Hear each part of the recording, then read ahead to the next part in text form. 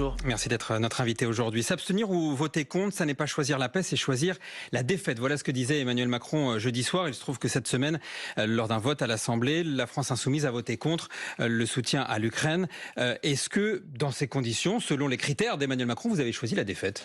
Heureusement, c'est pas Emmanuel Macron qui détermine les critères de ce qui sont des positions justes. Et en l'occurrence, heureusement, il n'existe pas seulement deux alternatives, la guerre généralisée ou la défaite. Et il existe d'autres voies possibles, et notamment la voie que nous proposons, nous, à la France Insoumise, c'est-à-dire l'idée de rechercher les conditions d'un accord de paix le plus rapidement possible pour que la guerre s'arrête, et certainement pas de participer à une surenchère qui est extrêmement dangereuse. Et comment on fait la paix avec Poutine ? Alors d'abord, c'est pas à moi de déterminer quelles devraient être les conditions d'un accord de paix. Mais la France devrait être une puissance qui est une puissance facilitatrice, médiatrice, pour essayer de mettre l'ensemble des belligérants autour de la table et d'essayer d'identifier les points qui sont les points qui ont conduit aujourd'hui à cette guerre et essayer de trouver un règlement qui soit un règlement pacifique et démocratique. A déjà essayé pendant des mois de discuter avec Vladimir Poutine. Il y a beaucoup de choses qu'Emmanuel Macron Poutine ne veut pas négocier. Alors écoutez, il y a beaucoup de choses qu'Emmanuel Macron a essayé et n'a pas réussi. Et c'est pas pour ça que c'est pas possible.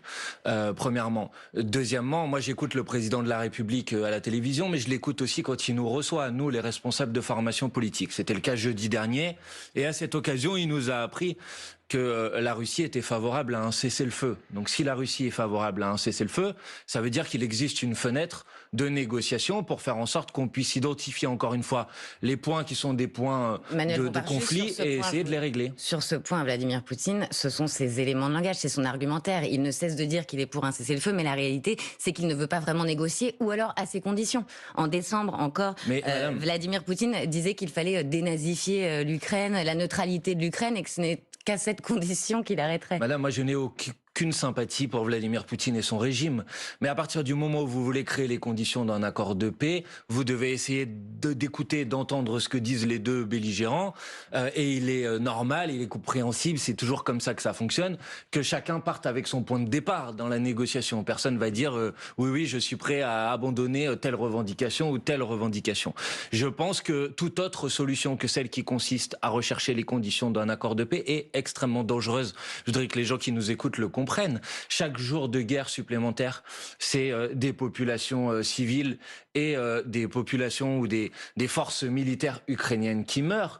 Ce sont des forces ukrainiennes russes qui meurent. Chaque jour de guerre qui dure, c'est une menace d'escalade vers une guerre qui pourrait être une guerre qui implique des puissances nucléaires. Chaque jour de guerre qui dure, c'est des risques de catastrophes environnementales. Peut-être ne le savez-vous pas, mais on se bat en Ukraine au milieu de 15 réacteurs nucléaires. Il y a eu des combats autour de la centrale de Zaporijia. Donc à chaque fois que la guerre dure, c'est un danger majeur vers la généralisation de cette guerre. Et donc notre responsabilité, c'est d'essayer de créer les conditions pour que ça s'arrête le plus rapidement possible. Vous avez parlé de garantie de sécurité mutuelle pour l'Ukraine et pour la Russie. Alors pour l'Ukraine, on comprend, c'est l'agressé. Mais vous pensez que le sujet aujourd'hui, c'est vraiment de garantir des conditions de sécurité au pays agresseur, à la Russie ? Mais madame, d'abord, ce n'est pas ma phrase. C'est la phrase qui a été utilisée par le président de la République, Emmanuel Macron, à la fin de l'année 2022. Au début de la guerre. Oui, il a changé de discours depuis. Il y avait déjà un agressé et un agresseur. Oui, mais il a changé de discours depuis. Mais c'est pas parce qu'Emmanuel Macron a changé de discours que ce qu'il disait à l'époque perd tout son sens aujourd'hui. Qu'est-ce que je dis ? Mais qui agresse la Russie aujourd'hui ? Vous connaissez des pays qui veulent agresser la Russie ? Pourquoi il a besoin de conditions de sécurité ? Enfin, dites-nous. Mais parce que moi, j'essaye d'écouter les revendications et les demandes qui sont exprimées par l'ensemble des co-belligérants pour trouver les conditions d'un accord de paix. Sinon, il n'y aura pas de paix. Donc les arguments de Poutine. Mais forcément, vous êtes obligé. Ça ne veut pas dire que vous leur donnez raison. Mais si vous voulez, madame, c'est très simple. Si vous voulez faire la paix, et il y a des gens qui, il y a la Russie qui a agressé l'Ukraine. Il y a des sujets qui sont des motifs de guerre. Ça ne veut pas dire que je les partage. Mais si vous voulez faire en sorte que la paix revienne le plus rapidement possible, vous devez essayer de les régler. Parmi ces sujets, oui, bien sûr, il y a la question de ce qu'on appelle des garanties de sécurité mutuelle. Et par exemple, l'adhésion de l'OTAN, est-ce que vous trouvez que ça pose un problème ? On a immédiatement caricaturé mon propos. J'ai entendu Monsieur Lecornu dire oui, Emmanuel Bompard propose des garanties de sécurité pour la Russie. Dans le terme mutuel, il y a peut-être quelque chose qui vous échappe. Quand on parle de garantie de sécurité mutuelle, c'est-à-dire une architecture de sécurité qui permet à tout le monde, dans l'hypothèse où on trouverait la solution d'un accord de paix, qui permet à tout le monde d'être certain que cet accord de paix est un accord de paix qui s'inscrit dans la durée. Ça veut tout simplement dire ça, des garanties de sécurité mutuelle. Ça me paraît être une évidence. Ce qu'on a du mal à comprendre, c'est que d'une certaine manière, les conditions qui sont posées sur la table par Vladimir Poutine, c'est qu'en gros, l'Ukraine ne rentre pas dans l'Union européenne, ne rentre pas dans l'OTAN, alors que jusqu'à preuve du contraire, ni l'OTAN ni l'Union européenne n'avaient d'expansion, de volonté expansionniste vers la Russie. Et donc, je ne sais pas pourquoi vous dites ça. Bien sûr que si. Bien sûr qu'il y avait la volonté de l'OTAN de s'étendre de plus en plus à l'est. Et dépasser la frontière russe. Et bien sûr que les processus d'élargissement de l'Union européenne se poursuivent depuis des années et des années. Mais personne n'a jamais dit, je n'ai jamais dit personnellement, que l'OTAN avait l'intention de passer la frontière. Non, mais c'est un peu ce que laisse entendre Vladimir Poutine. Et c'est là où son raisonnement est... Parlez à Vladimir Poutine si vous voulez. Mais là, en l'occurrence, c'est moi que vous interrogez. Donc moi, je n'ai jamais dit ça. Donc il ne faut pas caricaturer les points de vue qui sont les points de vue des gens que vous interviewez pour essayer de donner le sentiment, finalement, qu'il n'y aurait qu'une seule solution, c'est la surenchère vers la guerre. Pardonnez-moi, je pense que d'abord ça inquiète beaucoup les Français, que le président de la République a eu des propos qui sont des propos irresponsables et contre-productifs en ouvrant la possibilité d'une intervention de troupes françaises en Ukraine. On m'a dit dans un premier temps, non, c'est pas vraiment ce qu'il a dit. Jeudi soir encore, il a confirmé ses propos à nouveau. Et on nous a dit ensuite, c'est pour créer une ambiguïté stratégique. Or, la vérité, c'est que les propos du président de la République ont produit le résultat exactement inverse. C'est-à-dire qu'à peu près l'intégralité des pays de l'Union européenne ou des pays de l'OTAN ont dû clarifier leurs intentions et fixer des lignes rouges. Et s'il y a quelqu'un qui, par ses propos, a rendu un immense service à Vladimir Poutine, c'est bien le président de la République, Emmanuel Macron. D'un mot, Emmanuel Bompard, parce qu'on parlait de l'OTAN. Est-ce que l'adhésion de l'Ukraine à l'OTAN pose un problème militaire et serait une provocation vis-à-vis de la Russie? Mais moi, je n'utiliserai pas ces mots, mais je suis contre l'adhésion de l'Ukraine à l'OTAN. Comme le Rassemblement national, parce que ces mots, c'était ceux du député Sébastien Chenu. Finalement, vous êtes sur la même ligne que le Rassemblement national. Non, pas du tout, madame, parce que Vous avez eu les mêmes mots à l'Assemblée cette semaine. Vous avez eu les mêmes lignes rouges et notamment la non-adhésion de l'Ukraine à l'OTAN. Vous êtes d'accord que quand on fait un travail d'analyse de la situation politique, on le fait précisément. Vous êtes d'accord? Qu'est-ce que le Rassemblement national a voté mardi à l'Assemblée nationale? Il s'est abstenu, vous avez voté Qu'est-ce que nous avons voté? Mais avec quasiment les mêmes mots et avec les mêmes lignes rouges. Madame, nous n'avons pas eu la même... Vous proposez tous les deux une conférence pour la paix, vous opposez tous les deux à la livraison d'armes offensives. Nous n'avons pas eu la même position de vote, madame, et donc le Rassemblement national, en s'abstenant, a ouvert la voie à l'adhésion de l'Ukraine à l'Union européenne, à l'adhésion de l'Ukraine à l'OTAN, et pour ma part, et pas parce que c'est Vladimir Poutine ou je ne sais qui le demanderait, mais parce que pour la France, pour l'intérêt de la France, l'adhésion de l'Ukraine à l'Union européenne serait une catastrophe, et j'y suis totalement opposé. Vous proposez de faire rentrer dans l'Union européenne un pays dans lequel le SMIC est inférieur à 200 €. Vous proposez de faire rentrer dans l'Union européenne un pays qui va, dans son agriculture, introduire une forme de concurrence déloyale avec l'agriculture française qui serait une catastrophe. Donc j'y suis radicalement opposé. Et voir que le Rassemblement national a ouvert la voie à l'adhésion de l'Ukraine à l'Union européenne, je vous le dis sincèrement, les bras m'en tombent. Donc non, nous ne sommes pas sur la même position. Et en ce qui me concerne, je n'ai jamais eu, comme le Rassemblement national, la volonté d'imprimer un tract pour la campagne présidentielle de 2022 avec une photo de Vladimir Poutine. Parce que moi, mes amis et les amis de la France insoumise en Russie, ce sont des opposants à Vladimir Poutine, ce sont des gens qui sont en prison ou ce sont des gens qui ont dû fuir le pays. Jean-Luc Mélenchon a été accusé pour certains d'entre nous, comme Marine Le Pen. Je vais vous arrêter là. Mais d'accord, mais c'est pas parce qu'il y a des accusations infondées, mensongères et des fake news que ça devient des vérités. Sur la Crimée, par exemple, Jean-Luc Mélenchon et Marine Le Pen avaient la même position. Je vous arrête là le temps du fil info. Je vous arrête là le temps du fil info avec Elia Bergel. Il est 8h41.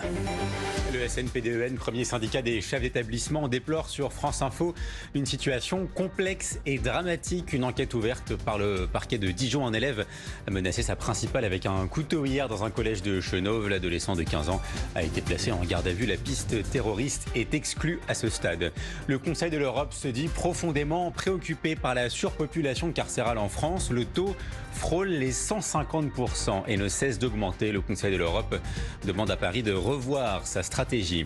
Emmanuel Macron assure que la France, l'Allemagne et la Pologne sont résolues à ne jamais laisser gagner la Russie. accueilli le président à Berlin hier aux côtés du chancelier allemand et du Premier ministre polonais. Le chef de l'État et Olaf Scholz ont notamment affiché leur unité après des semaines de tension entre la France et l'Allemagne. C'est toujours la promesse d'un beau spectacle au rugby. France-Angleterre ce soir pour la dernière journée du tournoi des 6 nations. Coup d'envoi 21h à Lyon. Ce crunch à vivre avec nous sur France Info. France Info. Le 8-30 France Info, Agathe Landré, Jean-Rémy Baudot. Toujours avec Manuel Bompard, coordinateur national de la France Insoumise. Votre parti donne le coup d'envoi de sa campagne des Européennes avec un premier meeting en Seine-Saint-Denis aujourd'hui. Dans les sondages, à 3 mois des élections, vous stagnez autour de 7% selon les sondages. Derrière, en tout cas, les listes écologistes et socialistes. Comment vous faites pour inverser la tendance aujourd'hui ?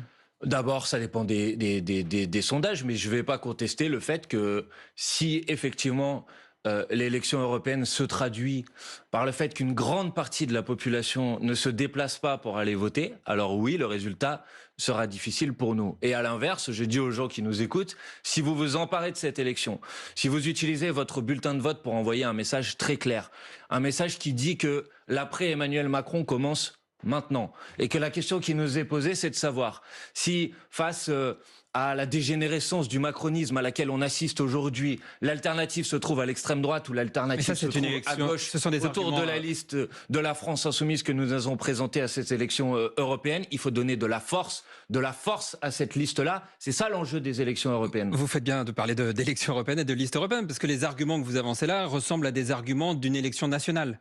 Et ça ne m'a pas échappé que le président de la République a l'intention de s'engager dans cette campagne, que le Rassemblement national dit que c'est une sorte d'élection à mi-mandat. Et donc je dis aux gens qui nous écoutent, ne laissez pas les autres décider à votre place. Et votre projet européen ? Donc si nous nous rassemblons très largement autour de la liste de Manon Aubry, alors nous pouvons accumuler un maximum de force pour faire en sorte que ça change enfin dans ce pays. Parce que dans ce pays, on va quand même pas être condamné à laisser Emmanuel Macron continuer sa mauvaise politique qu'il met en place depuis 2017, ou être condamné à ce que ça soit l'extrême droite qui s'empare du pouvoir. Donc là, il faut réagir. Mais ce n'est pas un scrutin national, les élections. Manuel Bompard, pour l'instant, c'est Raphaël Glucksmann qui se détache, malgré aussi vos critiques contre lui. Pourquoi ça ne marche pas ?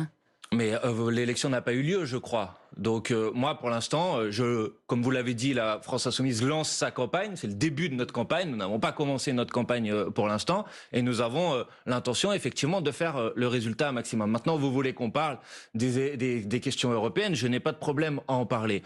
La liste de la France Insoumise regroupe des eurodéputés sortants et un certain nombre de personnalités qui décident justement de se rassembler autour de cette liste. Des gens qui viennent d'Europe Écologie Les Verts, comme l'eurodéputé Damien Carême, des gens qui viennent du parti Génération, comme son coordinateur national Arash Saïdi, des gens qui viennent de la société civile. Et puisque vous parlez de votre liste, qui sont des anciens inspecteurs du travail, comme Anthony Smith. Et autour de cette liste, vous avez la possibilité d'envoyer au Parlement européen des combattantes et des combattants. Des gens qui vont essayer de faire en sorte justement, que tout bouge, en parlant des personnes qui sont sur votre liste, Manuel Bompard, une nouvelle recrue a fait quand même polémique. Il s'agit de Rima Hassan, juriste en droit international, activiste pro-palestinienne. Est-ce que vous partagez ces prises de position ? Est-ce que vous avez partagé est-ce que c'est pas parce que vous partagez ces prises de position que vous l'avez recrutée sur cette liste ? Bien évidemment. Enfin, sur cette liste se rassemblent des personnes qui partagent des objectifs communs. Et en l'occurrence, Rima Hassan est une juriste en droit international.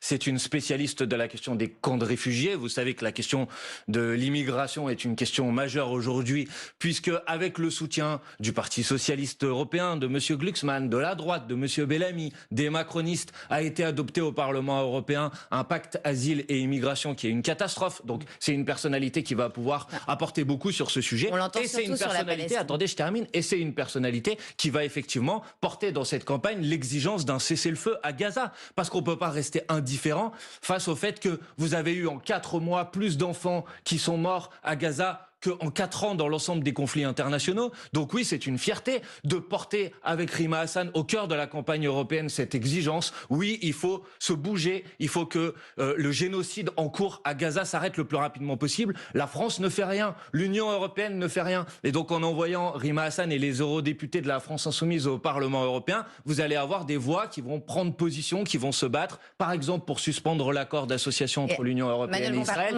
par exemple pour un embargo sur les armes, par exemple pour pour des sanctions. Attendez, on parlait tout à l'heure de l'Ukraine. Vous n'avez pas répondu vraiment à la question de Jean-Rémy Baudot, pardon. Si, j'ai répondu. Quand Rima Hassan reprend le slogan de la mer au Jourdain, un slogan entonné notamment par le Hamas, qui Madame, est peut-être entendu comme impliquant la destruction. De raconter des fake news. Elle l'a dit, Emmanuel Bompard, c'est pas une fake news. Qu'est-ce qu'elle a dit ? Elle reprend régulièrement ce slogan de la mer au Jourdain. Et ensuite, elle s'est justifiée en disant que c'était une rêve. Donc arrêtez de répéter des fake news. Elle a dit. Quelle est la fake news, Emmanuel Bompard ? Madame, voilà ce qu'elle a dit précisément, Rima Hassan. Elle a dit je me bats pour l'égalité des droits de la mer au Jourdain. Mais elle reprend ce slogan. Vous le reprenez, vous aussi ? Elle se bat pour l'égalité des droits de la mer au Jourdain. Qu'est-ce que ça veut dire l'égalité des droits de la mer au Jourdain ? Ça veut dire la reconnaissance d'un État de Palestine comme le stipule le droit international depuis 1967. Et ça veut dire la fin du régime d'apartheid, c'est-à-dire l'égalité des droits entre les citoyens de confession juive et les citoyens arabes. Un État de Palestine à la place de l'État d'Israël ? Mais pas du tout, madame. Je suis en train de vous dire qu'il faut reconnaître un État de Palestine sur les territoires en vertu en application des résolutions de l'Organisation des Nations Unies et qu'il faut se battre pour l'égalité des droits entre les citoyens de confession juive et les citoyens arabes à l'intérieur de l'État d'Israël. Ça veut dire que ces prises de position sont systématiquement caricaturées, qu'elle est mal comprise. Oui, par exemple, quand L'Oréal suspend son contrat avec elle, quand le magazine Forbes a préféré annuler la cérémonie 2024 des 45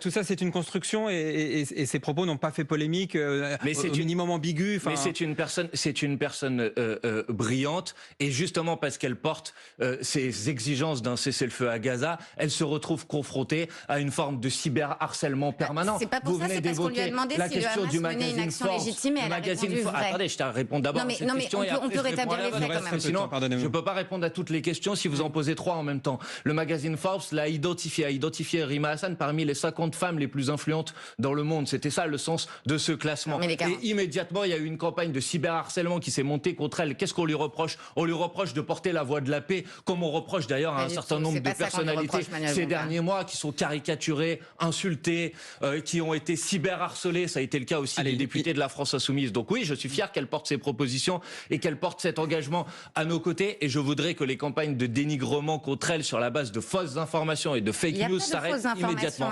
Madame, je vous ai répondu. On lui a demandé si le Hamas menait une action légitime. Elle a répondu vrai. Elle s'en est expliquée ensuite, mais il n'y a pas de fausses informations. Mais elle s'en est pas expliquée, madame. Si, elle a dit la vérité du droit international, c'est qu'il y a 2 résolutions de l'Organisation des Nations Unies qui reconnaît la légitimité de la résistance palestinienne. Et elle a dit également que les actions du 7 octobre n'avaient aucune légitimité et qui correspondaient à des actions et à des actes terroristes. Donc ne lui faites pas dire l'inverse de ce qu'elle dit, s'il vous plaît. On va devoir s'arrêter. Juste en une seconde, Jean-Luc Mélenchon sera sur la liste ou pas ? Vous verrez cet après-midi, mais en tout cas, toute la France Insoumise sera rassemblée autour de la liste de Manon Aubry et j'appelle les gens qui nous écoutent à s'inscrire sur les listes électorales. Ils ont jusqu'au 3 mai pour le faire. Ils peuvent aller sur le site onvoteinsoumis.fr et puis ensuite à voter massivement pour la liste de la France Insoumise aux prochaines élections européennes le 9 juin. Et on s'arrête là parce qu'on n'a plus le temps du tout. Merci beaucoup, Emmanuel Bompard.